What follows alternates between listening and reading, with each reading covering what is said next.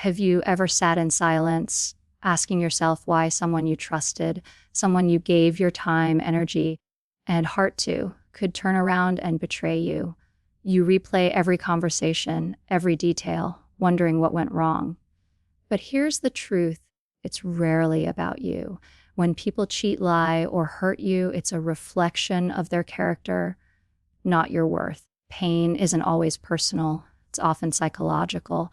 And once you understand the deeper 5 reasons behind why people hurt others, you stop internalizing the damage and you start reclaiming your power. The moment you understand the why, you no longer need closure, you become it.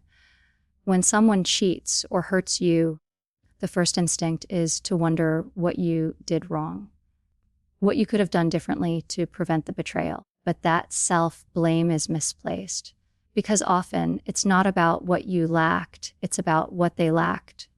Emotional maturity. You see, emotional immaturity is not always loud or obvious. It can look like charm, confidence, even passion. But underneath, chaos disguised as charisma. People who haven't developed emotional depth don't know how to handle real love. They want the feeling of being loved, but not the responsibility that love demands. They want admiration without accountability, affection without growth. When an emotionally immature person meets someone who is emotionally intelligent, someone grounded, self-aware, stable, they feel exposed. Your calmness highlights their chaos. Your clarity reminds them of their confusion. And instead of being inspired to rise, they retreat. They may even destroy what's good simply because they don't know how to sustain it. To them, love isn't something you nurture, it's something you consume. So when the intensity fades, they crave a new source of stimulation, a new person to project their unresolved needs onto. The truth is, many people enter relationships seeking healing they never pursued within themselves. They look for others to fill the gaps that self-work was meant to fill. They confuse attachment with intimacy and passion with connection. And when that illusion breaks, as it always does, they run, they cheat, they lie, they hurt, not because you failed to give enough, but because they never learned how to receive.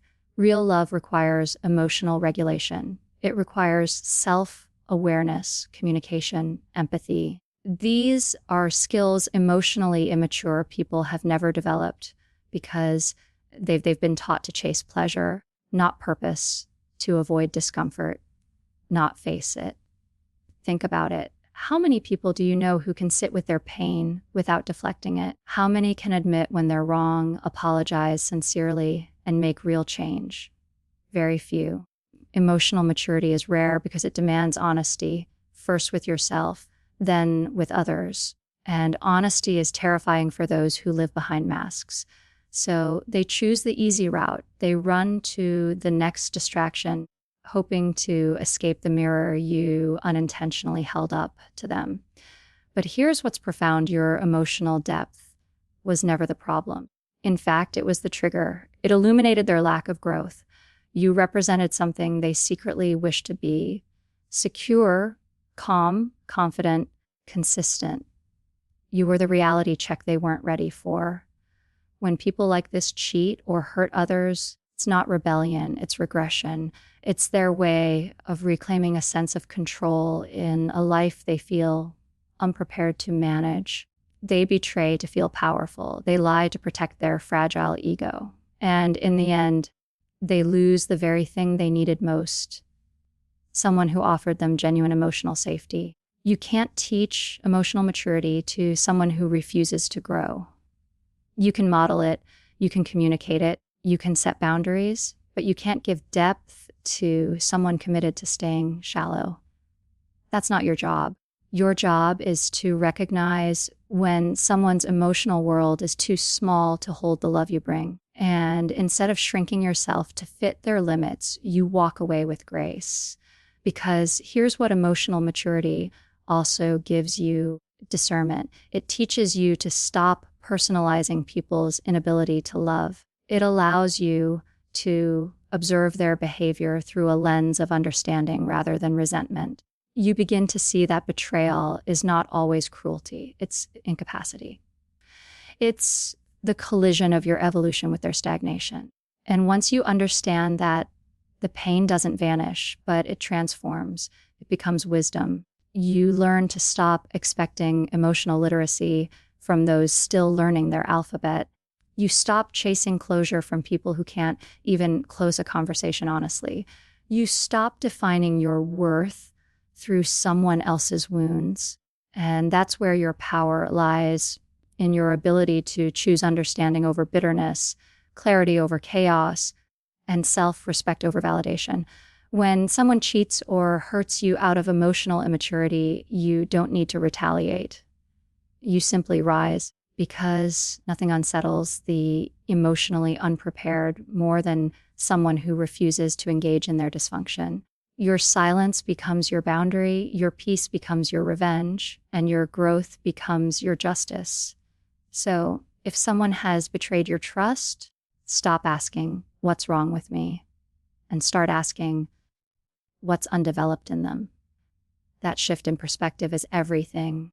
Because once you realize that not everyone has the emotional intelligence to match your depth, you stop lowering your standards to meet their comfort. You start protecting your energy like the sacred thing it is. Remember this: people love you to the level they've healed, not the level you deserve. And sometimes the greatest act of strength isn't forgiving them for what they did. It's understanding why they did it, and then refusing to let their immaturity define your future. When someone cheats, manipulates, or deliberately hurts you, it's easy to mistake their behavior for confidence or strength. But the truth is, most acts of betrayal are not born out of power. They're born out of insecurity. Insecurity is quiet until it's threatened. And when it's threatened by your stability, your confidence, or your self-assuredness, it doesn't seek peace. It seeks control. People who are deeply insecure need to feel superior just to feel safe. They thrive on having the upper hand because equality terrifies them. When you enter the life of someone insecure, your presence exposes their internal imbalance. You might not realize it, but your calmness can make them restless. Your clarity can make them question themselves, and your independence can make them feel irrelevant. And instead of admiring these qualities, they compete with them. To an insecure person, love isn't about partnership. It's about possession. They need to feel wanted, needed, even worshipped, not because it nourishes them, but because it validates the parts of themselves they secretly dislike. You see, insecure people crave emotional control the way a drowning person craves air. They don't just want connection. They want dominance. The moment they sense you have your own rhythm, your own power, or your own peace, they'll start to shake the foundation of that balance. They might guilt you, gaslight you, or withdraw affection to make you chase them again. It's not love. It's a psychological tug of war to keep their ego intact. And the cruel irony is, the more secure you are, the more threatened they feel. Insecurity often hides behind charm. It pretends to be confidence, but it's conditional. They'll adore you when you need them, but resent you when you don't. They'll build you up, but only so they can take credit for your shine. Because the moment your light becomes independent of their influence, they feel insignificant. This is why some people cheat, not to find love elsewhere, but to feel powerful again, to prove to themselves that they can still be desired, still be chosen, still be in control. It's not passion that drives them. It's fear. Fear of being irrelevant, fear of being seen as less, fear of being emotionally dependent on someone who doesn't need them to breathe. The psychology behind this is simple but sad. Insecurity breeds sabotage. The insecure mind cannot celebrate what it cannot dominate. It wants to own, not honor. So when they cheat or manipulate, it's not always about you. It's about restoring an illusion of superiority they've lost in your presence. And that's why you must never personalize their betrayal. You didn't make them insecure. You just made them aware of it. Here's what's fascinating. Insecure people don't actually want weak partners. They're drawn to strength, to beauty, to confidence. But once they have it, they don't know how to coexist with it. They try to control it because it mirrors their inadequacy.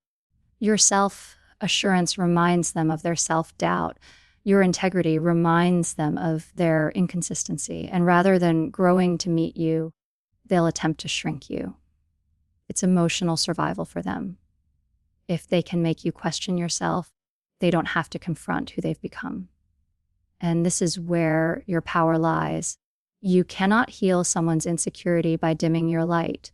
You cannot teach confidence by walking on eggshells. When you start tiptoeing around someone's ego, you're sacrificing your authenticity for their comfort. And that's not love. Real love thrives on equality, not control. It's about two people empowering each other, not one person holding emotional leverage over the other.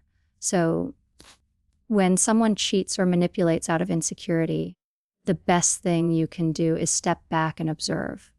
Don't react. Don't fight for an explanation that will never come.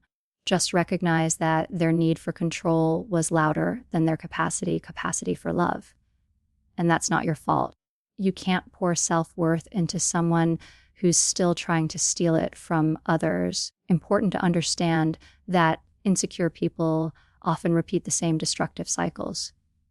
They'll apologize, promise change, show glimpses of awareness, but without inner work, it's temporary. Their insecurity will always find a new way to express itself. You'll spend your energy managing their emotions, defending your intentions, and proving your loyalty until you realize that their issue isn't your commitment. It's their perception of themselves. That's when you need to choose your peace, because there's nothing more exhausting than loving someone who feels threatened by your strength. You can empathize with their pain without accepting their behavior. You can understand their patterns without participating in them. And you can walk away without bitterness, knowing that your stability isn't arrogance, it's maturity. So when people hurt you, betray you, or try to make you doubt your worth, don't take it as rejection. Take it as revelation. They didn't break you. They exposed themselves. You simply outgrew the version of love they were capable of giving. When someone betrays you, lies to you, or walks away after causing you pain, you naturally crave an explanation. You want to understand why, not because you're weak, but because your heart values truth.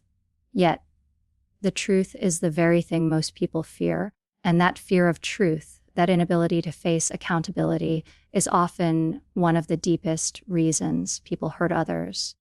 It's not that they don't know they've done wrong, it's that they can't bear to confront the reflection of who they've become. Accountability is a mirror. It forces people to see themselves without the filters, the excuses, or the self-justifications they've carefully built over time.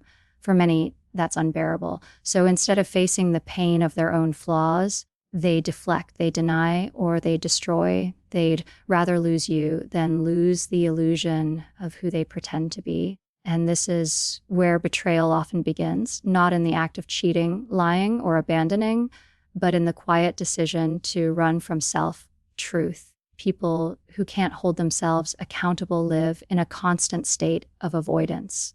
They avoid tough conversations, avoid emotional depth, avoid introspection. They confuse escape with freedom. So when they hurt you and you call it out, you become their enemy, not because you attacked them, but because you held them to a standard they can't meet. You become a reminder of everything they've refused to heal. And instead of owning their behavior, they rewrite the narrative. Suddenly, you're too sensitive, too demanding, or too much. That's not honesty, it's projection. They throw their guilt onto you because carrying it themselves would force them to change. It's a fascinating pattern when you observe it from a place of awareness. The people most allergic to accountability are often the ones who claim to hate drama. But in truth, they create it everywhere they go. They crave peace, but refuse the discomfort required to achieve it. They want connection, but reject the vulnerability that sustains it. Accountability threatens their ego, and the ego's first instinct is always defense. Deny, deflect, or disappear. When someone cheats or lies to you out of avoidance, it's rarely about the relationship. It's about their relationship with themselves. They can't stand the weight of their own guilt, so they offload it by pretending you're the problem. They'll rationalize, minimize, even victimize themselves just to maintain the illusion that they're a good person. But true goodness is not the absence of mistakes. It's the presence of responsibility. And people who refuse to look inward will always repeat their pain outward. That's why closure is often a myth when dealing with people who avoid accountability. You wait for an apology that never comes, for a moment of truth that never arrives.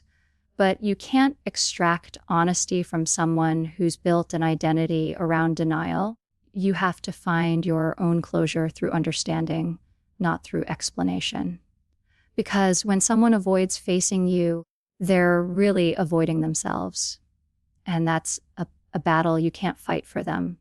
What's powerful is realizing that their avoidance doesn't have to define your story. You can rise above it, not by forgiving too quickly, not by suppressing the pain, but by understanding what their behavior truly reveals. It shows you their capacity, not your inadequacy. It reflects their internal disconnection, not your unworthiness. And once you see that clearly, the power dynamic shifts. You stop needing their acknowledgement to validate your pain. You start finding strength in your own ability to stay honest, even when others choose denial. People who fear accountability often mistake silence for victory. They think ignoring you absolves them, that avoiding a conversation erases what they did. But what they fail to realize is that truth doesn't vanish. It waits. It lingers in their conscience, in their sleepless nights. In every moment, they see a version of you that reminds them of what they lost. And while they may run, truth has a way of catching up, always. And that's why your best response to someone who can't face their truth isn't anger. It's elevation, choosing integrity when they chose ego. It's walking away with grace while they hide behind lies. Because eventually their avoidance becomes their downfall and your dignity becomes your redemption. Accountability is the foundation of self-respect. And when you embody it, you expose those who lack it effortlessly. So the next time someone hurts you and disappears, don't chase their explanations. Don't beg for understanding from someone who's terrified of self-reflection. Let their silence be your answer. It tells you everything about their capacity and nothing about your worth. The people who truly love you will take responsibility when they fall short. They'll have the courage to say, I was wrong, because they value connection over control. And those who can't, those who hide behind avoidance and excuses, will lose the very people who could have helped them grow. That's not your burden to carry.